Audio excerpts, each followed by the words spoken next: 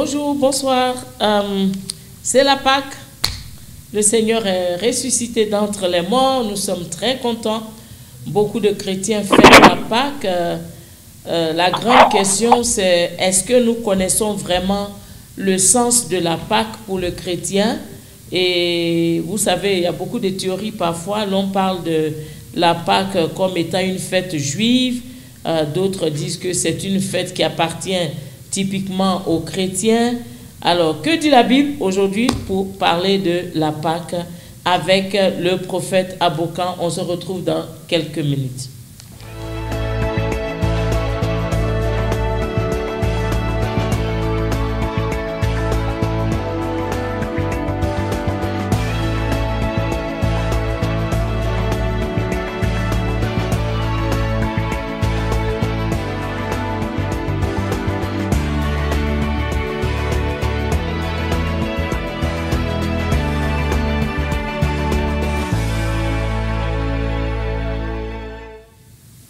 Alors, comme on vous l'a dit, nous avons aujourd'hui le prophète Abocan avec nous. Bonjour, prophète.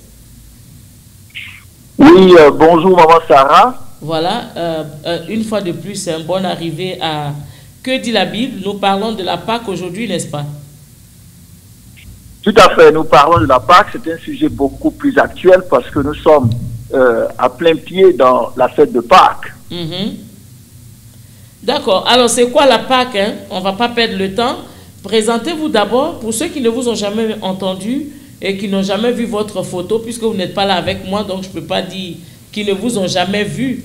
Il va falloir que vous fassiez le déplacement pour qu'on vous voit réellement. Mais ce n'est pas grave. Ceux qui n'ont jamais vu votre photo et qui la voient pour la première fois, est-ce que vous pouvez vous présenter à nos auditeurs, pasteur? Oui, tout à fait. C'est le pasteur Didier Abocan. Donc, je vis en Pennsylvanie. Je suis pasteur d'une jeune église dénommée le Lion de Juda Rugy.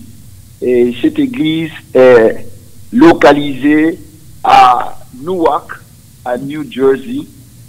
Et puis, ben voilà, je suis un passionné de la parole de Dieu. Et c'est vraiment un grand plaisir pour moi de me retrouver à distance sur votre plateau et partager ensemble avec le peuple de Dieu la parole de Dieu. Voilà. Alors, du ministère, le Lion de Juda Rugy. Combien de fois est-ce qu'il rugit le Lion de Juda? Parce que faut pas faire fuir toutes les brebis aussi, hein?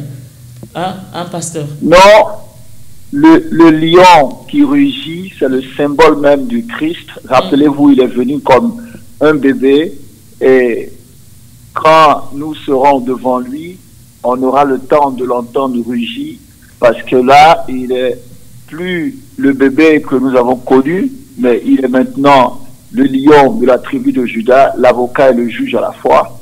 Donc, voilà, il peut rugir autant de fois qu'il veut. Merci à prophète, pasteur. Vous savez, je ris parce qu'on dit en anglais souvent be careful with what you wish for, n'est-ce pas? Moi, j'ai déjà vu le lion de Juda, donc je ne sais pas si vous voulez vraiment l'entendre rugir. Il est très dangereux, il fait peur, mais ce n'est pas notre sujet aujourd'hui. Peut-être qu'un jour, on reviendra pour décrire un peu le lion de Juda. Tout à fait. Voilà. Alors, allez-y, pasteur. Parlez-nous un peu de la Pâque, s'il vous plaît. Alors, donc, la Pâque, c'est ce que j'appelle la fête de toutes les fêtes. Donc, la Pâque est une fête qui a deux dimensions. La première dimension de la fête de Pâques, c'est que c'est une fête juive, comme vous l'avez dit. Et Dieu est tellement grand, tellement fort, tellement puissant, qu'il va superposer sur cet événement de la Pâque un autre événement, celui de la résurrection de Jésus-Christ. Donc, pour mieux comprendre, c'est comme je vous dis, un père naît un lundi 2 mars 1950. Et 35 ans après, ce père se marie et il a un enfant. Et cet enfant naît aussi le lundi 2 mars 1900, disez peut-être 1900 ou bien 2015. Donc, vous voyez que le père a la même date de naissance que son fils. Donc en effet, c'est pour exprimer un peu la même chose. La fête de Pâques, c'est une seule fête, mais qui a deux événements qui se sont superposés et à la même date. Donc à ces événements, nous avons premièrement l'événement qui s'est passé dans le livre d'Exode, et vous avez aussi l'événement qui s'est passé dans les évangiles, que les évangiles rapportent, c'est-à-dire la résurrection de Jésus. D'accord. Alors de temps en temps, il va falloir... nous voulons repartir jusqu'à l'origine. Homme de Dieu, de temps en temps, il va falloir prêter attention à ma voix parce que il se pourrait que je vous interrompe. Comme là maintenant, je suis en train de le faire, je m'excuse. Vous parlez de superposition. Est-ce que le mot correct ne serait pas plutôt la substitution? Est-ce que Dieu n'a pas remplacé dans la célébration de la fête juive l'agneau charnel, physique, par un nouvel agneau? Non, on ne peut pas parler de substitution. D'accord.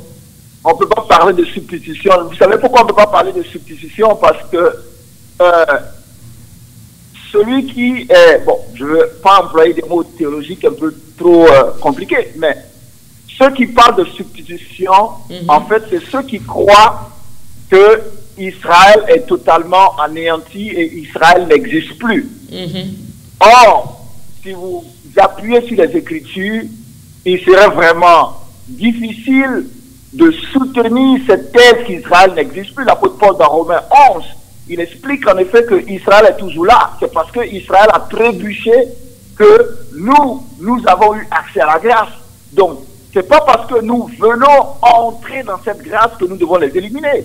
Il y a vraiment beaucoup de similitudes entre la fête juive, la fête Pâques, la Pâque juive et aussi notre Pâques.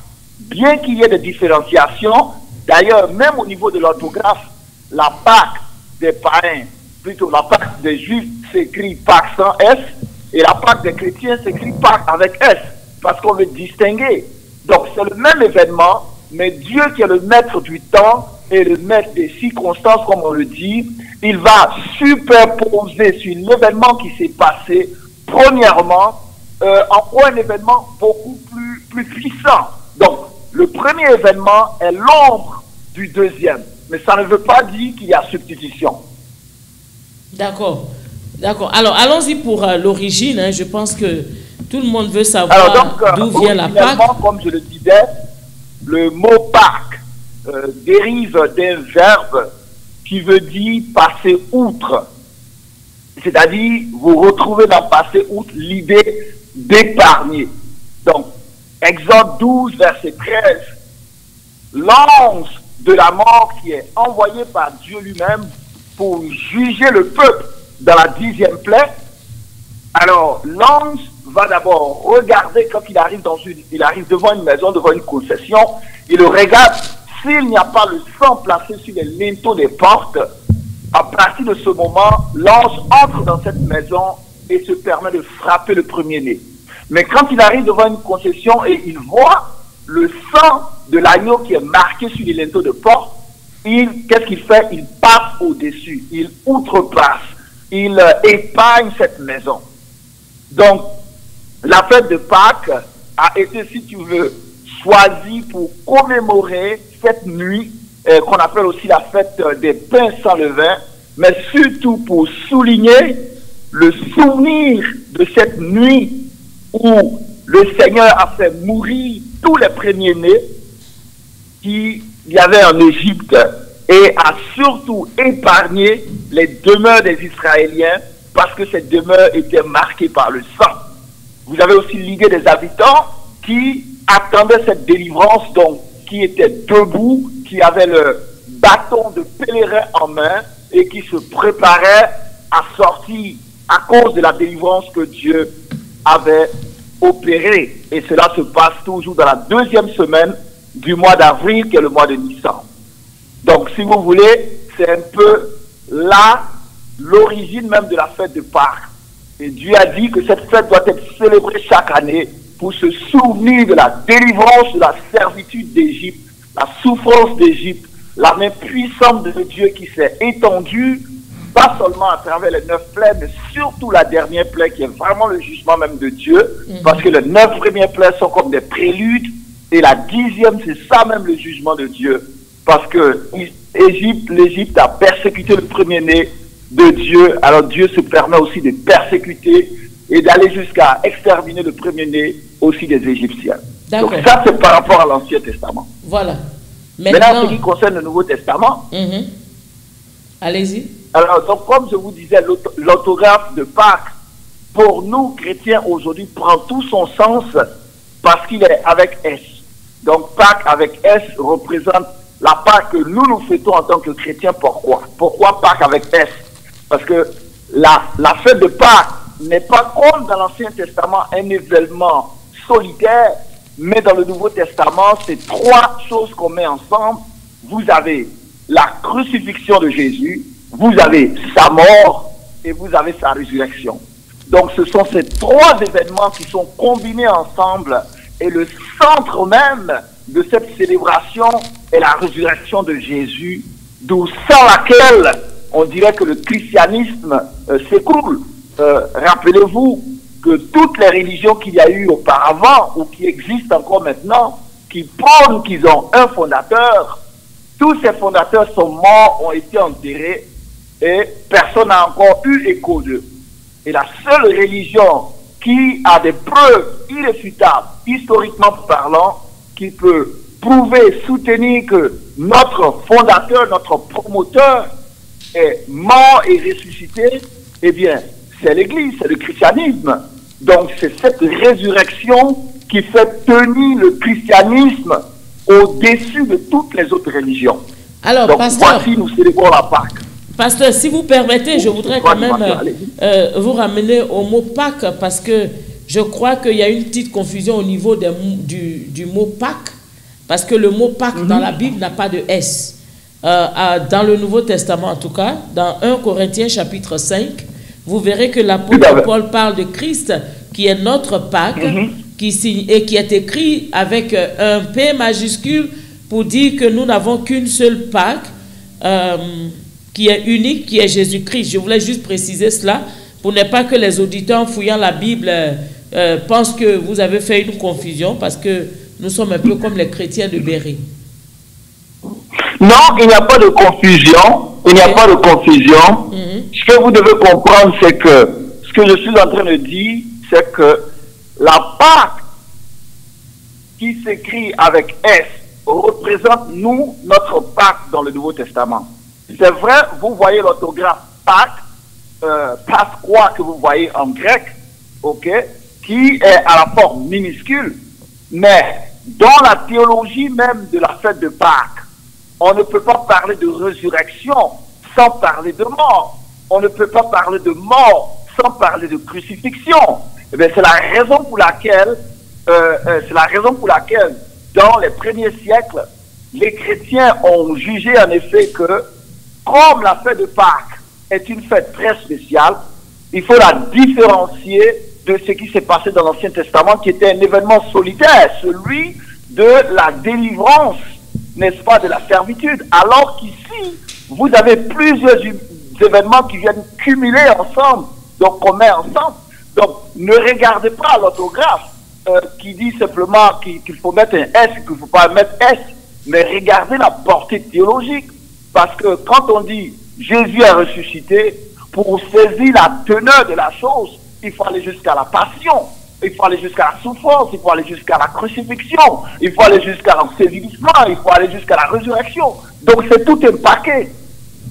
D'accord. Merci, pasteur. Allons-y, continuez pour... en fait, ce que je voudrais savoir, moi, c'est l'importance de la Pâque, parce que quand vous présentez la Pâque dans l'Ancien Testament, ça nous ramène tout de suite à l'idée de la libération. Comme vous venez de le dire, hein, le peuple a mangé la Pâque sur le point de sortie d'Israël. Alors, aujourd'hui, pour nous les chrétiens, hein, qui fêtons la Pâque chaque fois, à quoi ça sert? Puisque Christ est mort une fois pour toutes, est-ce qu'on a vraiment besoin de célébrer la Pâque chaque année, de tuer des poulets, de porter de nouveaux habits et tout ça. Est-ce que la Pâque est spirituelle ou elle est physique? Alors, vraiment, ça c'est une très bonne question. Pourquoi la résurrection de Jésus-Christ est importante pour nous? Alors donc c'est un sujet qui est vraiment vaste. On va essayer de condenser un peu pour qu'on essaie de se retrouver. Alors, c'est triste que plusieurs personnes attendent la fête de Pâques, n'est-ce pas, pour se commémorer, si vous voulez, de la mort, de l'ensevelissement et aussi de la résurrection de Jésus. Sinon, la résurrection de Jésus, c'est le fondement même de la foi chrétienne. Comprenez? Et c'est tellement important que je peux vous citer un texte que l'apôtre Paul nous donne, un texte qui est très beau d'ailleurs, qu'il faut qu'on lise. C'est dans 1 Corinthiens 15, à partir du verset 17. Si je ne lis pas ce texte, c'est que vraiment, nous ne sommes pas en train de parler de la Pâque. Allez-y. 1 Corinthiens 15, à partir du verset 17. Alors, il dit ici, « Et si Christ n'est pas ressuscité, votre foi est vaine, vous êtes encore dans vos péchés, et par conséquent, aussi ceux qui sont morts en Christ sont perdus. Si c'est dans cette vie seulement que nous espérons en Christ, nous sommes les plus malheureux de tous les hommes. Mais maintenant, Christ est ressuscité des morts. Il est les prémices de ceux qui sont morts. Car puisque la mort est venue par un homme, c'est aussi par un homme qui est venue la résurrection des morts. Alors, donc votre question était à plusieurs volets.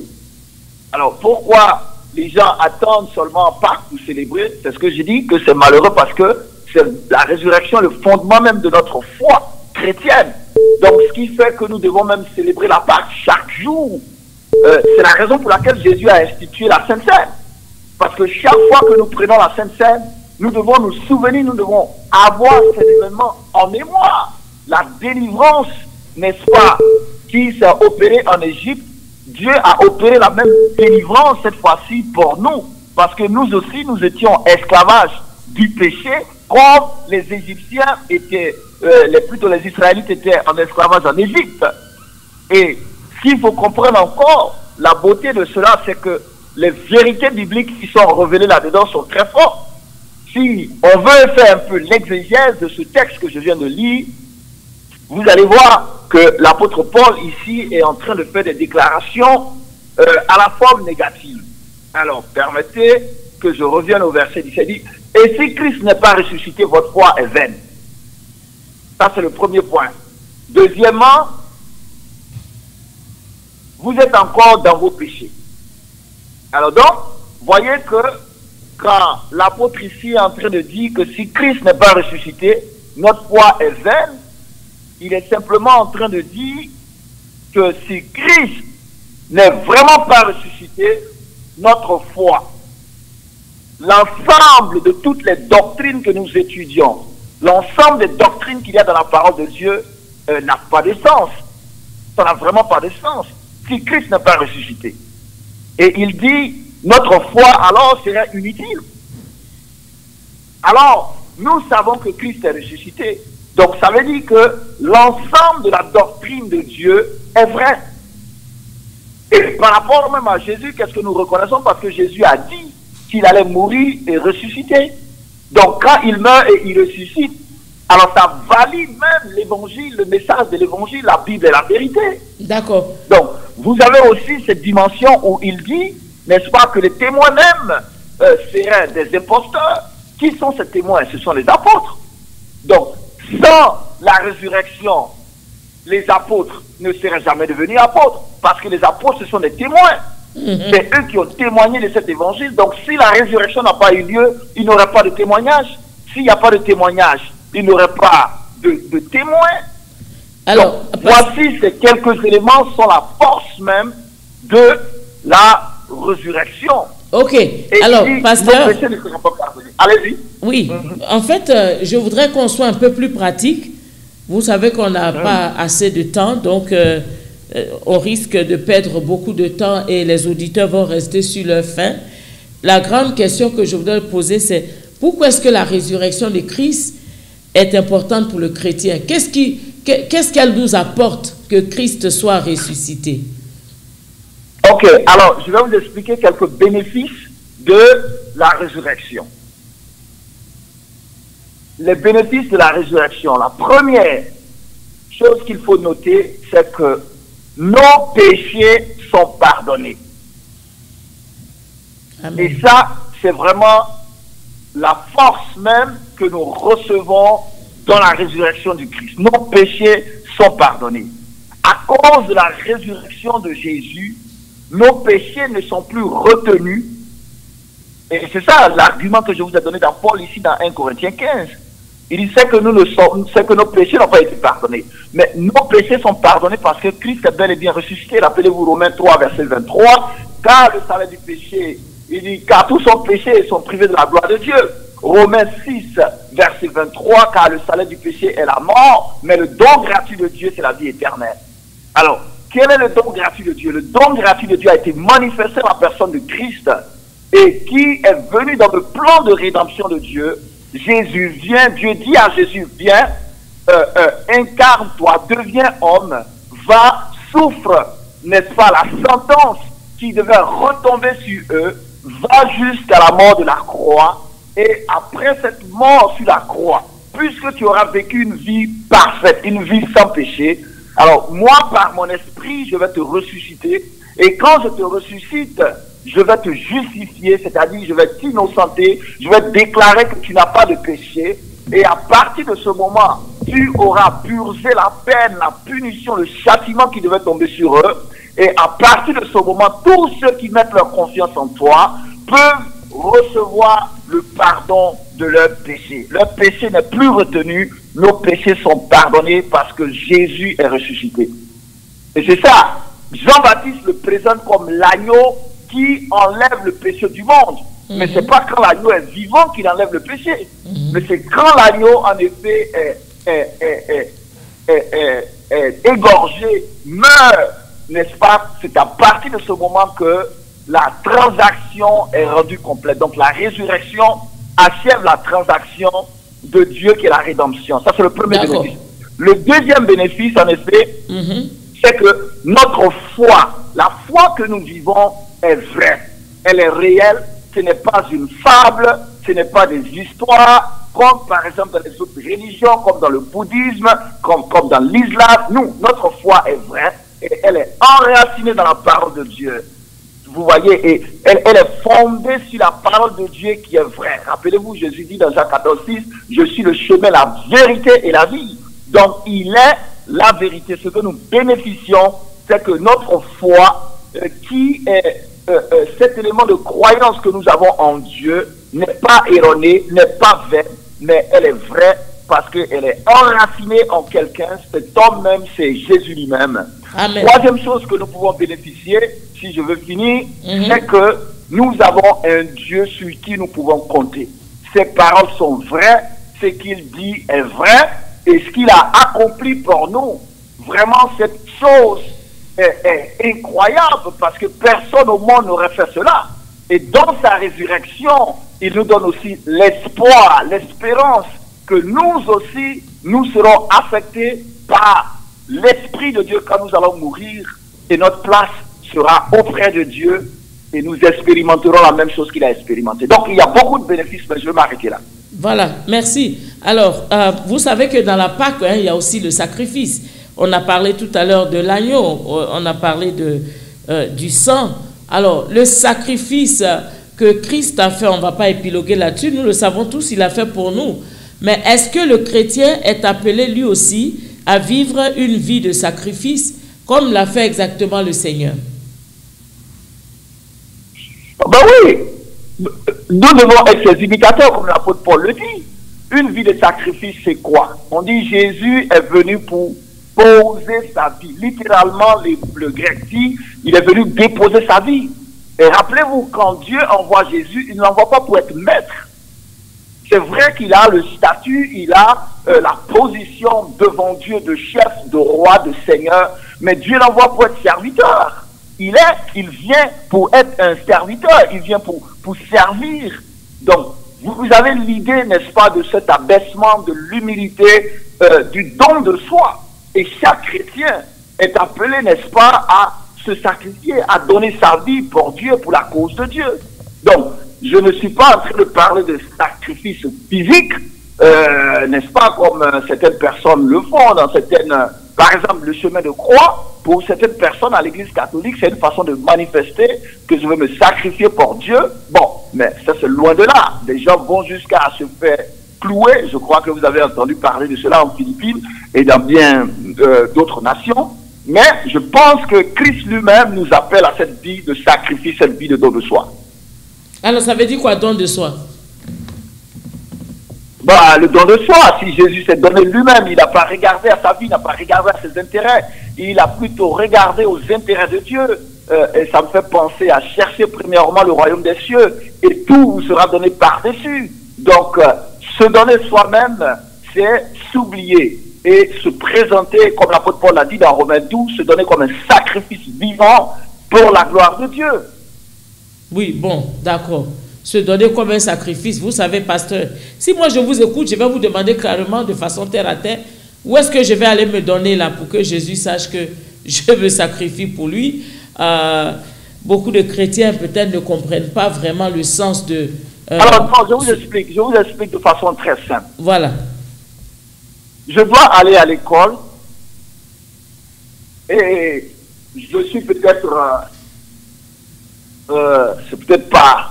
je dois aller à l'église et il se trouve que j'ai vraiment un coup d'appel et là on me dit bon écoutez votre dossier que vous avez posé chez nous pour tel poste de travail et ceci et là, donc on a besoin de vous voir pour que on finalise tout et tout. Bah, vous dites non, écoutez, aujourd'hui c'est dimanche, j'ai un programme à l'église, je dois partir à l'église. Alors si on peut le faire le lundi, moi je ne pourrais pas le faire maintenant. Bon, et dans cette gesture-là que vous venez de faire, vous venez d'exprimer combien de fois vous êtes attaché à Dieu. Deuxièmement, vous êtes chez vous à la maison, vous n'avez pas beaucoup à manger, vous apprenez qu'un frère de l'église a des situations difficiles qu'il traverse, vous prenez le peu que vous avez, vous allez donner à cette personne pour que cette personne mange. Alors, vous êtes en train de vous oublier vous-même et vous donner pour cette cause de Dieu. La même chose, comment soutenir l'œuvre de Dieu, même dans les moments difficiles, que vous savez que vous pouvez apporter à votre église, vous pouvez apporter à votre mission ou votre ministère, vous le faites. Donc au fond, vous ne vivez pas pour vous-même, vous vivez pour Dieu, vous vous êtes donné entièrement pour lui. D'accord. Donc il y a tellement d'exemples qu'on peut citer. Oui, bien sûr. Je pense que j'ai bien compris maintenant et je crois que, pasteur, tous les téléspectateurs et les auditeurs qui nous reçoivent auront compris ce que ça veut dire, se sacrifier, le don de soi, hein, comme le Seigneur l'a fait, c'est placer l'intérêt, le salut des autres en priorité, c'est ne pas satisfaire à ses propres besoins tant que le travail de Dieu n'est pas accompli. La Pâque est très importante pour tous les chrétiens que nous sommes. Alors, pasteur, je vous donne l'occasion en 30-40 secondes de donner votre mot de la fin. Et que le Seigneur nous aide à célébrer sa résurrection chaque jour qu'il nous donne, afin de contempler combien de fois l'Esprit qu'il nous a donné, qui est l'Esprit qu'il a ressuscité, cet Esprit nous ranime aussi de son bon pouvoir, de sa bonne puissance, pour que nous puissions marcher en communauté de vie avec le Christ. Amen. Merci, pasteur, que le Seigneur vous bénisse et puis joyeuse fête de Pâques. Hein?